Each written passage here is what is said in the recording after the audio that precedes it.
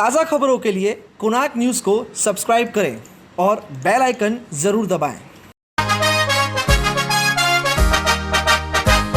अपना शहर, अपनी बातें, अपना शहर, अपनी बातें, सुबह शाम हर रोज आपके लिए लाते, हम आपके लिए लाते।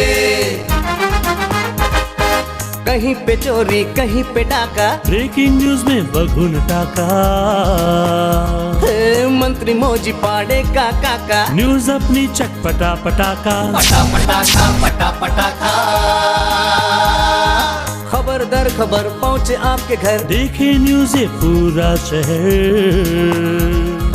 News, reviews and interviews, fresh and hot, without excuse. Without excuse, without excuse. So tune in, keep watching.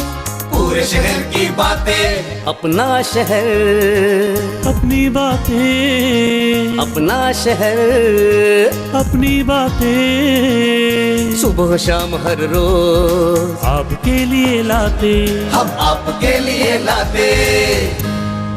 Konark, अपना शहर अपनी बातें। नमस्कार, स्वागत है आप सबका कोणार्क न्यूज़ अपना शहर अपनी बातें में। मैं मानसी दामने आपको ले चलती हूँ हमारे शहर की कुछ मुख्य खबरों की ओर। कोणार्क, अपना शहर अपनी बातें। आजकल के 15 से 18 साल के युवा जिनको अपने करियर और अपनी पढ़ाई पे ध्यान देना चाहिए, वो ये सब बातें छोड़कर नशे जैसी चीज़ें और मारम पीटी पे ध्यान दे रहे हैं। ऐसा ही कुछ मामला हमारे सामने आया है अंबरनाथ से, जहां दोस्त ने ही नशे की हालत में अपने दोस्त की हत्या कर दी। चौंका देने वाली बात तो यह है कि ये दोनों युवा सिर्फ 18 वर्ष के थे। आइए इस खबर के बारे में लेते अधिक जानकारी। या सदर घटनेत त्यातील मयत आणि आरोपी हे सोबत रात्री दारू पिण्यास बसलेले होते। त्यांचा एक मित्र त्यांच्या सोबत होता। यातील मयत याने त्याच्या मित्राला घरी जा असे म्हटले।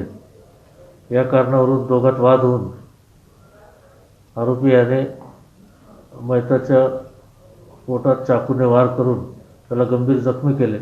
त्यात सदर मयत हा हॉस्पिटलमध्ये नेत असताना मयत झाला आहे। नेमकं कारण काय सर? मित्राला जा असं म्हटले, त्या कारणावरून त्याच्यात वाद चालला होता। 2 दिवसापूर्वी त्यांचे भांडण झाले, त्यावेळेस त्याने मी बघून गेला अशी त्याला धमकी दिली होती। कोणार्क, अपना शहर अपनी बातें। उल्लासनगर से सटे मारल नाका हाईवे से लेकर ग्राम पंचायत का रास्ता पिछले 3 से 4 सालों से इतनी खराब हालत में है कि वहां की आम जनता को अपनी ये समस्या लेकर महानगर पालिका और ग्राम पंचायत के बीच में घूमना पड़ रहा है। इसी समस्या को गंभीरता से ध्यान दी वहां के समाज सेवक महेश देशमुख ने और शुरू किया आमरण उपोषण। आपल्या मारळ नाका मुख्य हायवेपासून तर ग्रामपंचायतपर्यंत गेले 3 ते 4 वर्षापासून रस्ता खूप खराब आहे। म्हणजे अक्षरशः इथल्या ग्रामस्थांना एवढा त्रास आहे की चालणं अवघड झालं आहे। त्यात हे असे ज्येष्ठ नागरिक जर असतील ते तर जाऊ शकत नाही। तर हा जो रोड आहे हा MIDC मालकीचा आहे, बरोबर आहे। त्यामुळे MIDC पण करत नव्हती आणि ग्रामपंचायत पण करत नव्हती। तर गेल्या महिन्यात मी एक पत्रक दिला MIDCला की हा रस्ता जर नाही झाला तर मी उपोषणाला बसेल। तर त्यांनी मला आता 2 दिवसापूर्वी एक NOC दिलेली की हा रस्ता ग्रामपंचायतनी बनवावा। म्हणजे वापर ग्रामपंचायत हद्दीतला असल्यामुळे आम्ही तो करणार नाही, ठीक आहे। तर आता हा जो रस्ता आहे हा सिमेंट कॉन्क्रीट व्हायला वेळ लागेल, पण आता मला सध्या आज डांबरीकरण करून पाहिजे, म्हणजे जेणेकरून पब्लिकला सध्या जो त्रास आहे तो नाही आहे। आपल्या सिमेंट कॉन्क्रीट करायला वेळ लागणार आहे, त्याला 1 महिना लागो 2 महिना लागो, तो लेखी मला ग्रामपंचायतवाल्यांनी द्यावा की बाबा 3 महिन्यात आम्ही सिमेंट कॉन्क्रीट करणार। कोणी पण वरप ग्रामपंचायतवाले पाईपलाईन फोडतात, ते तसंच ठेवतात। थारवानीवाले येतात तसंच खड्डे ठेवतात। मग याला कोणीतरी जबाबदारी घेऊन तो रस्त्याचा काहीतरी एक फायनल फैसला करण्यासाठी मी आज बसलेलो आहे। आणि या ठिकाणी सगळा महिला वर्ग पण माझ्या बाजूने आहे, इथले ग्रामस्थ आहेत आणि त्यांच्यासमोर जो आहे तो फैसला आज करण्यात येईल यासाठी मी आज उपोषणाला बसलेलो आहे। आणि जर त्यांनी लेखी आश्वासन दिलं नाही तर माझं उपोषण हा कंटिन्यू राहील। यामध्ये कुठलाही राजकारण नाही. प्रमोदभाई सरपंच असताना त्यांनी ग्रामपंचायतची फॉलोअप घेतला होता, पण पुढे फॉलोअप नसल्यामुळे ही अडचण निर्माण झालेली आहे. हे एक सामाजिक समस्या असल्यामुळे मी समाजसेवक आहे स्वतः. याच्यात कुठल्याही राजकीय पक्षाचा हस्तक्षेप नाही आहे. कोणार्क अपना शहर अपनी बातें.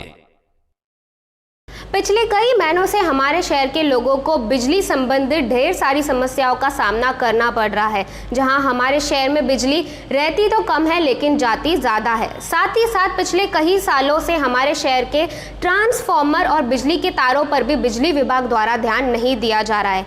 इसी बात को लेकर हमारी टीम ने बनाई एक खास रिपोर्ट।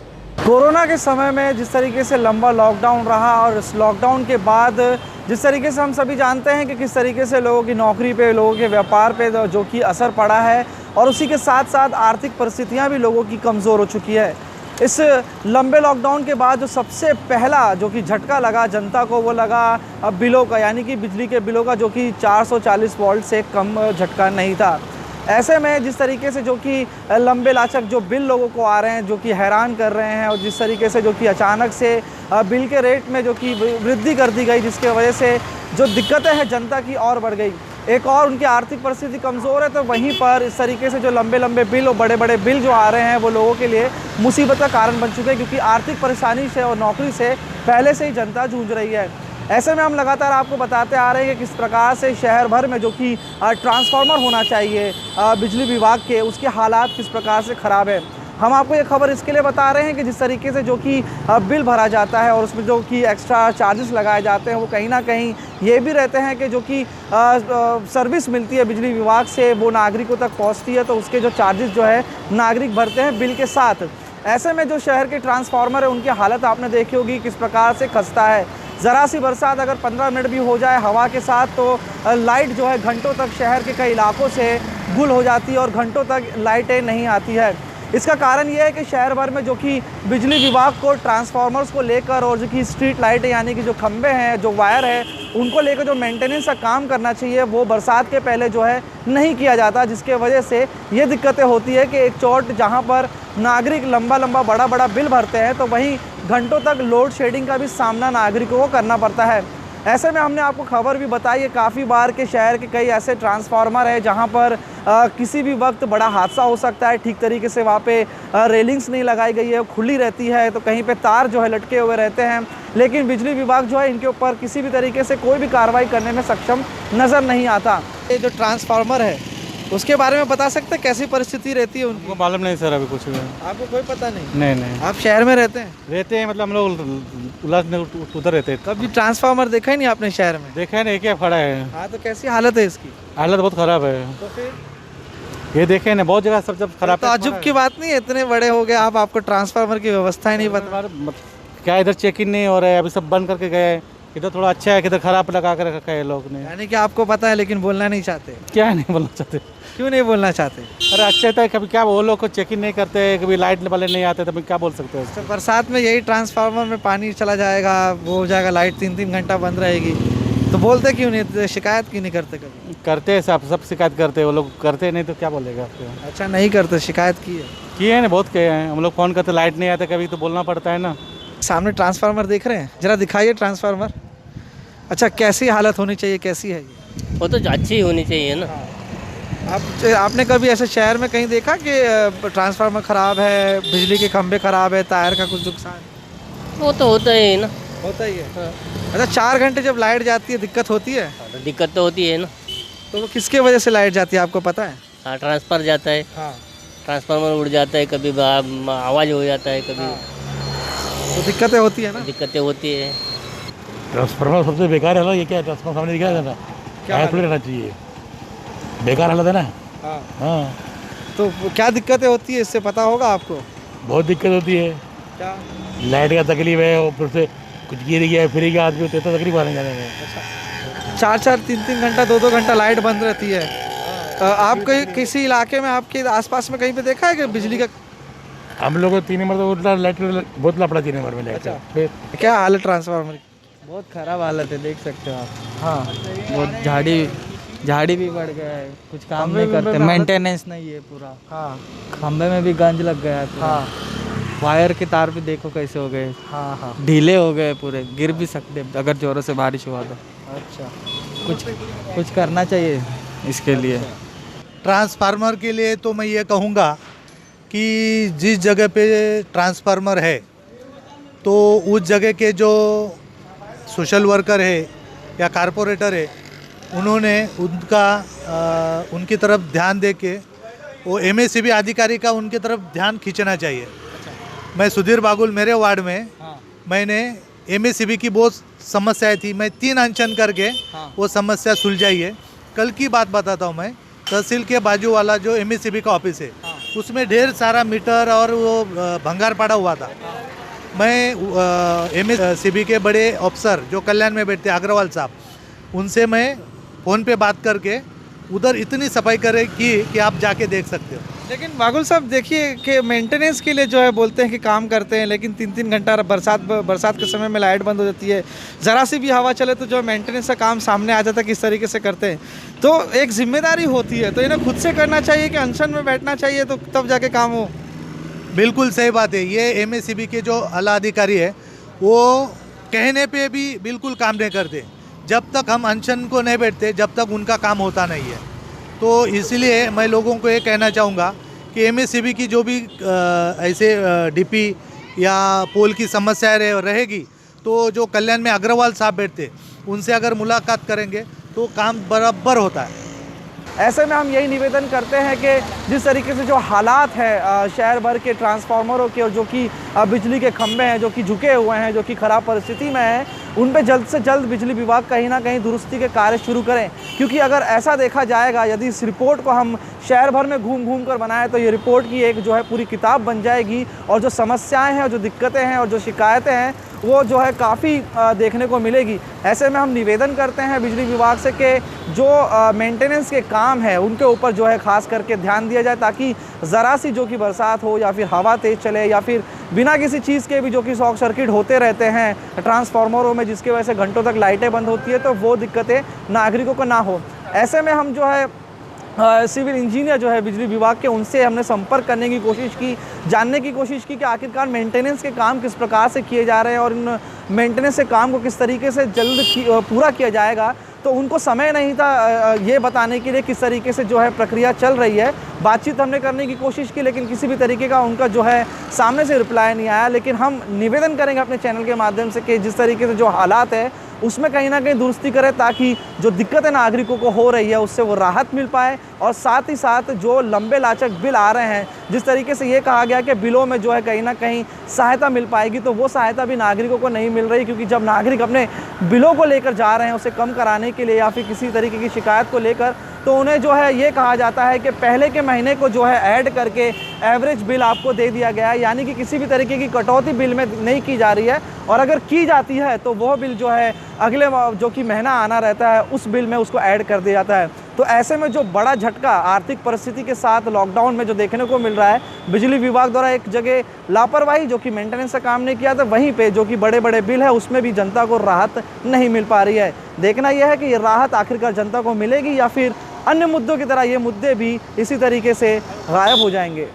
कोणार्क, अपना शहर अपनी बातें। आइए अब एक नजर डालते हैं कुछ अन्य खबरों पर।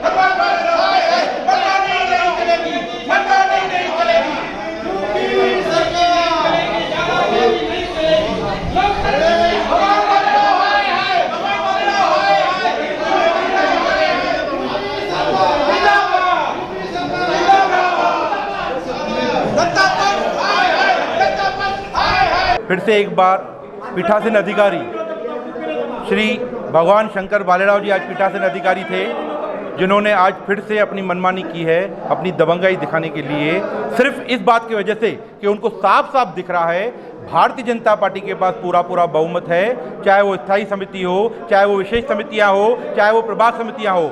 उस बात से परेशान होकर, लाचार होकर सत्ता पक्ष ने आज फिर से आप एक बार मनमानी की है और 57 लोग ऑनलाइन अटेंडेंस होने के बाद भी चलती हुई महासभा को तहबूक कर दिया है, एजॉर्न कर दिया है, और वो भी जन गण मन का सहारा लेकर जन गण मन आनंद फानंद में चालू कर दिया।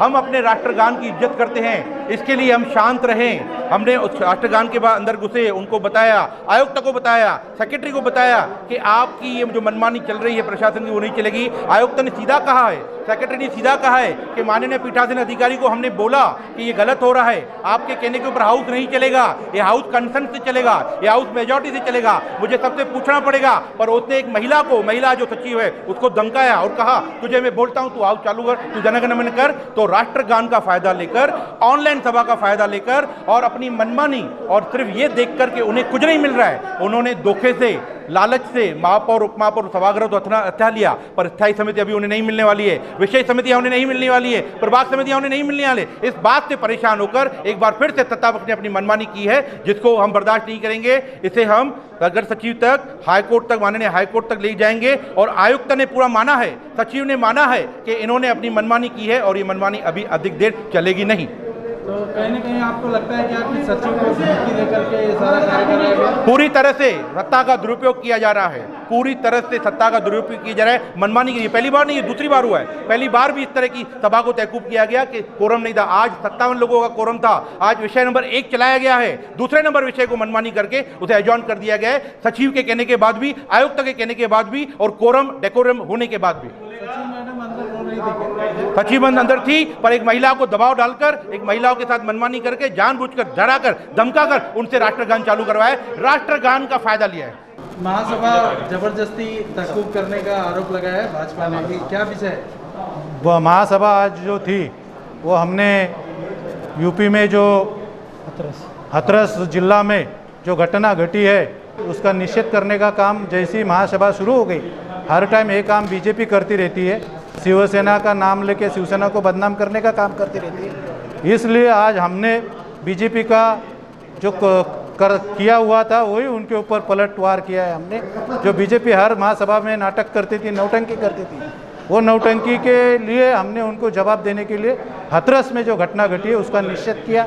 वो निषेध करो और आज की महासभा एग्जेंट करो। यूपी सरकार हाय हाय के नारे दिए हमने, यूपी सरकार के जो मुख्यमंत्री उनके हाय हाय के नारे दिए, और उसके लिए हम शुरू से ही महासभा होनी नहीं चाहिए ऐसी हमारी मांग थी। लेकिन पीठासीन अधिकारी ने घाई गर्दी में एक विषय पढ़कर स्टैंडिंग सदस्य का नाम ले लिया, स्टैंडिंग सदस्य के कमेटी को घोषित, जो सदस्य बनाने थे उनका नाम घोषित कर दिया। उनको होने के बाद में फिर हम लोगों ने फिर मांग की पीठासीन अधिकारी के पास कि आज की सभा एग्जेंट होनी चाहिए, और ये सभा जो एग्जेंट की है इसमें कई भारतीय जनता पक्ष के लोग भी उसमें हमारे साथ शामिल है। ये आज इधर तुमको मीडिया के सामने एक बोलते, जोर जोर से चिल्लाते, लेकिन अंदर से वो क्या कर रहे थे वो सब लोग ने देखा है, आपने भी देखा होगा। साथ ही साथ में ये जो कमेटी का विषय है, कमेटी का विषय जो है वो कमेटी का विषय आपको मालूम है, देश में पूरा कोरोना है, महाराष्ट्र में, उल्लासनगर में, और कोरोना में आर्थिक स्थिति महानगर पालिका की बराबर नहीं है। कमेटी बनाने से फालतू का खर्चा कमेटी के मेंबर्स के ऊपर भी जाता है, सभापति के लिए जाता है, और वो खर्चा बढ़ जाता है। इसलिए ये 6 महीने के लिए तो कम से कम कोरोना के काल में कमेटी नहीं होनी चाहिए, ऐसे हमारी भी मांग थी। लेकिन एजेंडा निकल चुका था, इसलिए वो विषय एजेंडा पे था, और हम ये सब बताने की कोशिश कर रहे थे, लेकिन लोग सुनने को तैयार नहीं थी। भारतीय जनता पक्ष अपने अपने मूड में थी और किसी को उसका जगह दिखाने की कोशिश कर रही थी।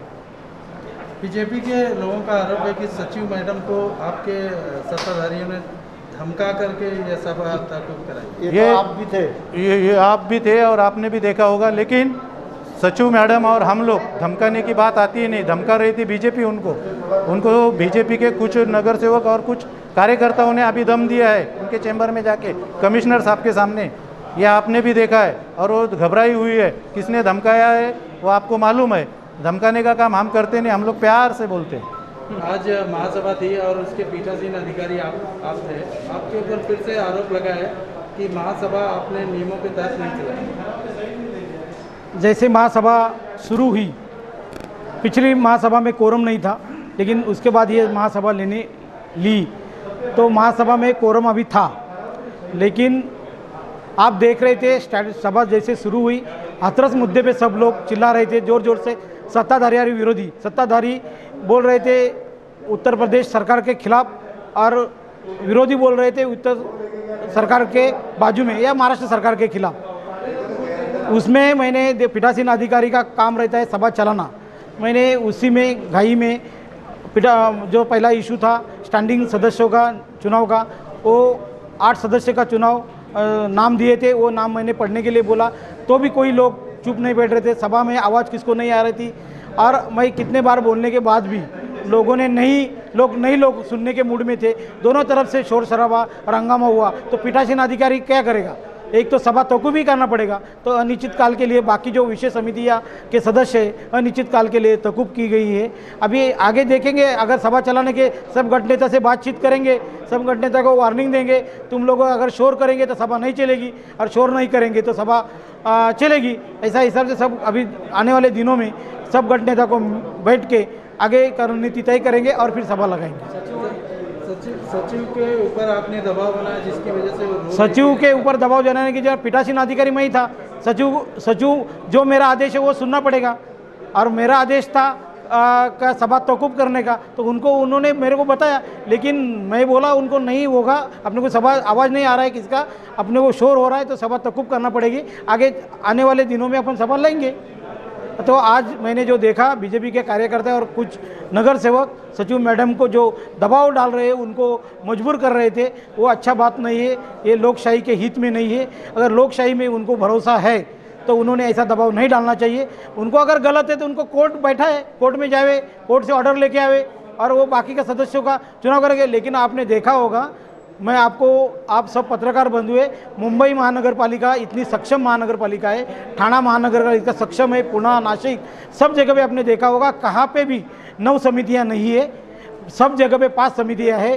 तो 4 समितियाँ हमारी एक्स्ट्रा है, और कोरोना के वजह से महानगर पालिका की हालत ख़राब है। ये सब देखते हुए और ये सब शोर शराबा की वजह से मैंने सभा तकूब की, और सचिव या आयुक्त का इसमें कोई दोष नहीं है, पीठासीन अधिकारी मैं ही था, मैंने ही आदेश दिए थे, वो आदेश के हिसाब से काम हो गया। कोणार्क, अपना शहर, अपनी बातें।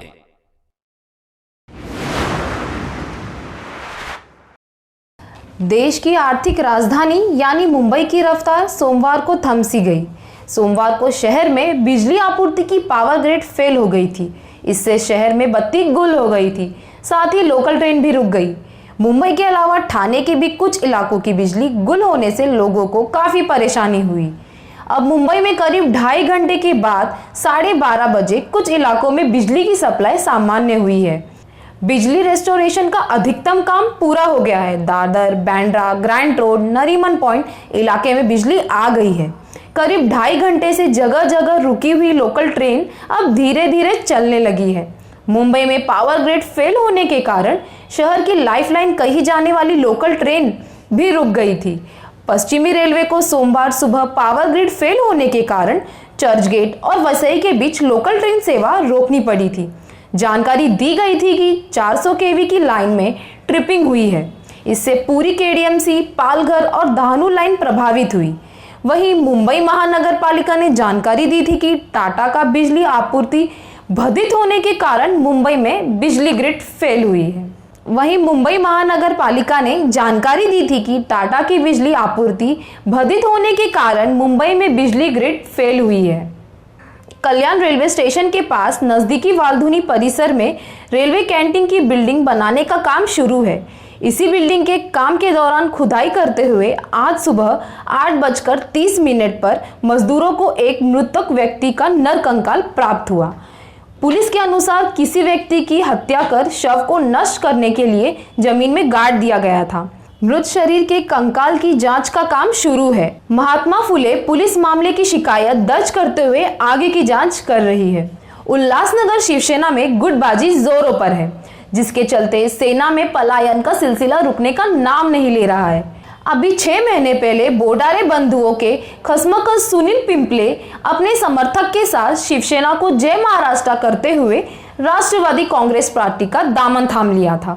अब शहर प्रमुख राजेंद्र चौधरी की शाखा के कार्यालय प्रमुख संतोष चौधरी ने भी अपने साथियों के साथ राष्ट्रवादी कांग्रेस पार्टी का दामन थाम लिया।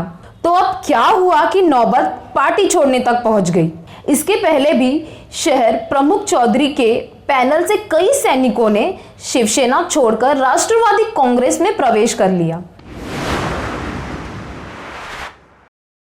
कोणार्क, अपना शहर, अपनी बातें। वायरल ट्रेंड्स जो बदल दे आपकी सोच।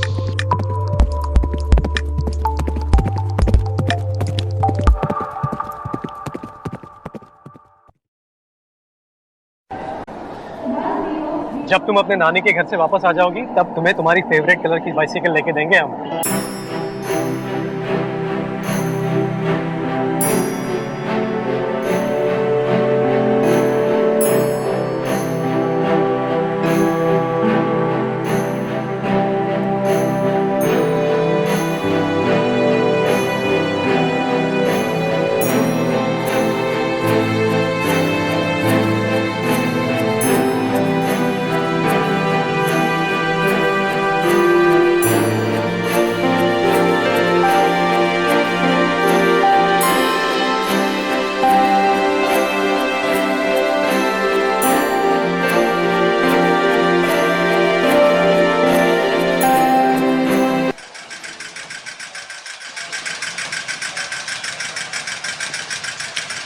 मुझे नहीं खाना।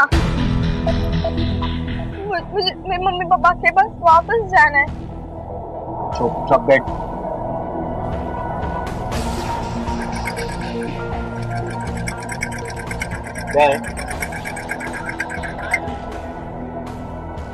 चल।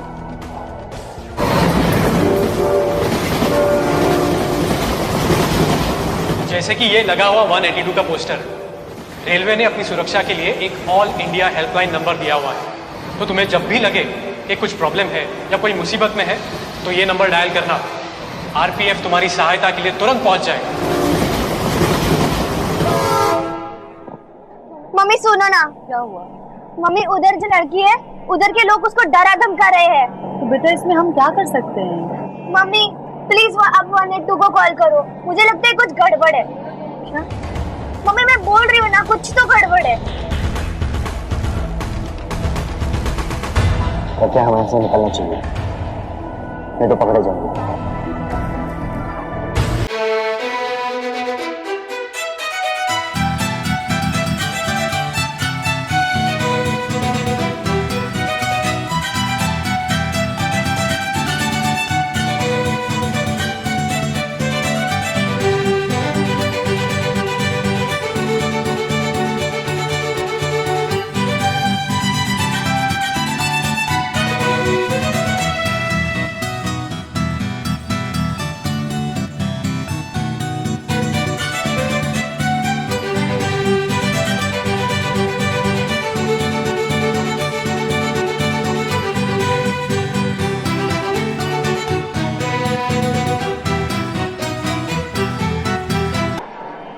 बेटी डरो मत, अभी आप सुरक्षित हो।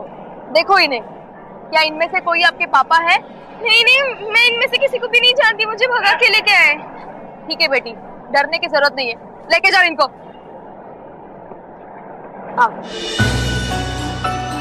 धन्यवाद मैडम, आपने बड़ी बहादुरी से इस बच्ची को मानवीय तस्करी से बचा लिया है। हम चाहते हैं अन्य लोग भी ऐसा ही करें और हमारी सहायता करें। धन्यवाद तो मेरी इस बहादुर बेटी का है और आपके आरपीएफ की हेल्पलाइन 182, जिसकी वजह से हम बिना डरे कहीं भी यात्रा कर सकते हैं और लोगों की मदद भी। रेलवे महिलाओं और बच्चों को सुरक्षा प्रदान करने के लिए सदैव प्रतिबद्ध है। किसी भी इमरजेंसी में तुरंत सहायता पाने के लिए, जैसे लूट, चोरी, जहर खुरादी, छेड़खानी आदि के लिए एक ही राष्ट्रव्यापी रेलवे हेल्पलाइन डायल करें 182। आपका सफर सदैव सुरक्षित रहे। धन्यवाद। डायल 182, डरने की नहीं कोई बात, जब चले सुरक्षा सहायता साथ। वायरल ट्रेंड्स जो बदल दे आपकी सोच।